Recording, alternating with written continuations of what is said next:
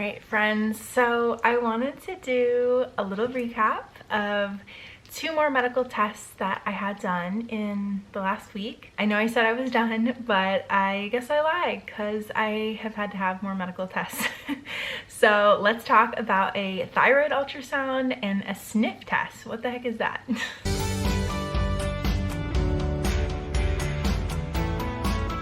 So I just find that when I do these videos, it seems to be helpful for people who have to have these tests done. And if you don't have to have this test done, it's just kind of interesting to be like, I had never heard of a SNIFF test before, so what the heck is that? What do they look for? What is the experience from a patient's perspective? And what were the results as well? So I'm gonna go in chronological order and I had the thyroid ultrasound done first. So let's talk about that first. So the reason I had this test done was I saw my pulmonologist and he kind of felt like this on my neck. Apparently, my PCP told me that there is a controversy in how you do a thyroid check. So for what it's worth, he did a thyroid check and he thought that my thyroid was enlarged. So he said, I want you to get a thyroid ultrasound. And it was really interesting because the results were not normal. I'll get into that in a minute. So I ended up making, an appointment to get my thyroid ultrasound. I've had this done 12 years ago, but it's been more than a decade. And so I think it was really good to get this done again. So I ended up going to my local imaging center and basically it's really fast and easy. And so the ultrasound person had me take off my 2 necklaces and that was pretty much it. I think I didn't even have to remove any clothing or anything. And then you're basically just laying there. Yeah, basically she would just have me move my head like a little bit. I think she only had me move it like once or twice to get some different angles. But basically it was a super painless procedure. The one frustrating thing for me is that it is an ultrasound of your neck, right? And because of my autism, I have a little bit of difficulty with the gel that they use to do the ultrasound. She was like, oh, it's gonna be warm. And I was like, okay, cool. Warm gel, great. It was hot. This gel that she put on my neck, it was hot. I was like, oh my God. It started to cool down like the longer it's on my skin, but it was very hot at first. And so basically she did a lot of it over here on this side, and then she did go over on this side as well with the little probe. So the gel was like all over this area, but it didn't even last that long. It probably lasted like 10 minutes at most. And then she's like, yeah, we're done. You should have the results in like 2 to 3 days. It was like a super painless procedure. So the problem was that I didn't like immediately go to a bathroom and wash off the gel.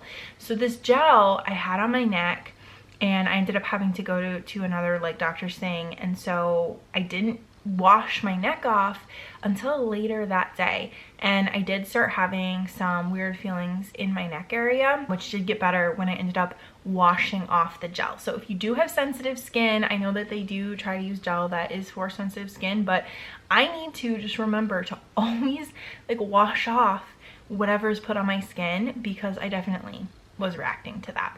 So anyway, that was the biggest kind of problem point for me, was just needing to wash off this large area of gel. Obviously they give you like a towel to kind of get it off your skin, but obviously until you actually like wash it off, there is going to be some residue left on your skin. And I think that also just irritated my skin, using this kind of rough towel without like water or soap or anything to try to get it off. So that was a bit of a difficulty. Now the results. So this was insane. My pulmonologist called me on a Sunday. So this last Sunday, he called me. I was shook. I was like, that's never good news. So he called me and I had actually been checking my portal and I hadn't seen the results come through. So I guess it actually came through on that Sunday because I checked the day before, so Saturday, and the results weren't there yet. So he said, hey, I just want to let you know, it did show signs of thyroiditis. So do you have an endocrinologist? And I was like, no. The thyroid ultrasound I had done like 12 years ago, that was through a children's hospital because I was a kid. And so I do not have an endocrinologist. I've not seen an endocrinologist in all that time. That's like the one specialist that I haven't seen in the last like 2 years, when I've been seeing all these specialists for all of my health issues. And so he said, all right, we'll talk more at our next appointment because I'm seeing him next week. So I was like, okay, Cool. So the ultrasound did also show a nodule, but he wasn't worried about that. And in the report, in fact, it even said no follow-up needed. And so what's so interesting was I got my hopes up. I actually got really excited about this because I was like, oh, thyroiditis. I was kind of Googling it, looking it up more. I was like, maybe this would explain some of my fatigue symptoms. Like maybe this could actually go somewhere. And then I was looking up my thyroid ultrasound from 12 years ago and I was like, oh, these results are exactly the same. So 12 years ago, when I went to see an endocrinologist, he was like, yeah, these are kind of weird results. You know, I had a smaller nodule at that time. The nodule has gotten bigger, but not big enough to be a problem. And then I had this basically inflammation of the thyroid, which is indicative of thyroiditis. And it was exactly the same 12 years ago as it was now. At least that's what the report said. Like the wording was the same. And so at that time, 12 years ago, they said, this is something to keep an eye on. This could be Hashimoto's. Your blood work is pretty much normal, although I do have elevated levels of thyroid peroxidase antibodies, but they've actually gone down in the last couple of years, but they were like super duper high. But none of my other numbers were weird, like my TSH and all of my thyroid markers were all like normal and within more normal range.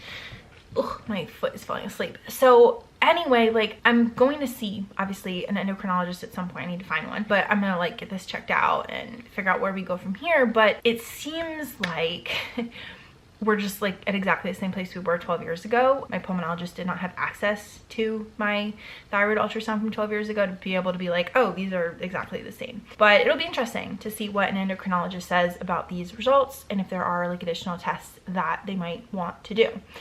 So that'll be fascinating. Now, on to the second test I had done last week, which was a SNIFF test, also ordered by my pulmonologist. Now, a SNIFF test, which is also known as a fluoroscopy, I think, needs to be done at a hospital. Now, I didn't actually call Christiana Care, my local hospital system, to see if they did this, but I did scour their website and nowhere did I find them mentioning that they do a fluoroscopy, unfortunately. So the next closest hospital system to me was quite far away, more than an hour away. So I ended up having to go pretty far for this test, but it has to be done at like a hospital system where they have, there's baby, have the equipment for it.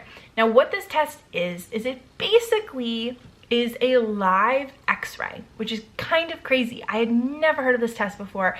And why my doctor wanted me to get this SNIFF test done was because I've been having breathing problems and diaphragm problems since the COVID vaccine in January 2022. So I've never had this test done, which is actually kind of crazy because I have had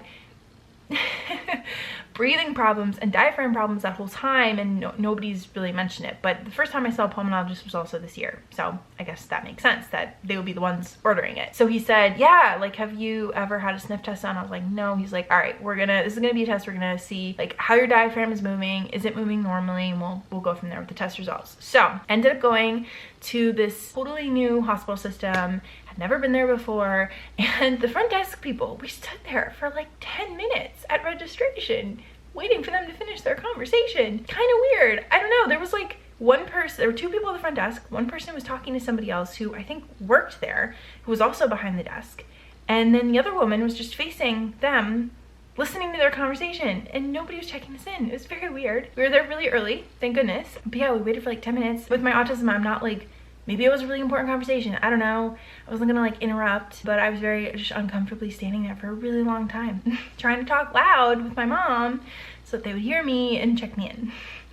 Anyway, and then we were like, oh, we see that you like validate, you know, for handicap. Can you do that here? And they're like, no, they do that down there. We went down to the next registration because there was 2 levels of like check-in. And they're like, no, the front desk people do that. It was just like, oh my God.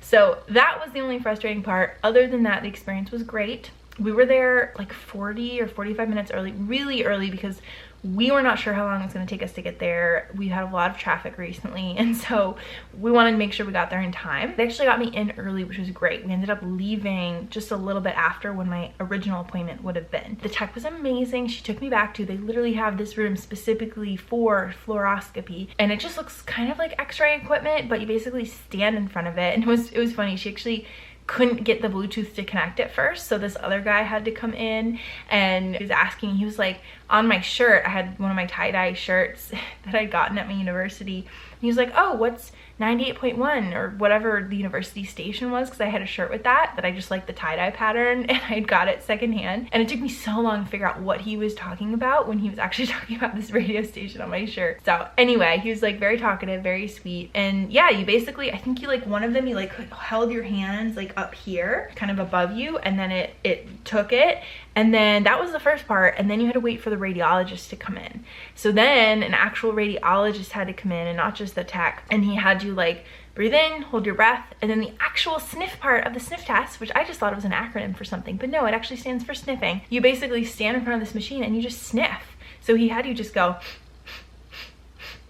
like just repeatedly for like maybe a minute, and then they see how your diaphragm is moving as you are sniffing in to make sure that it's moving like symmetrically and that everything looks normal.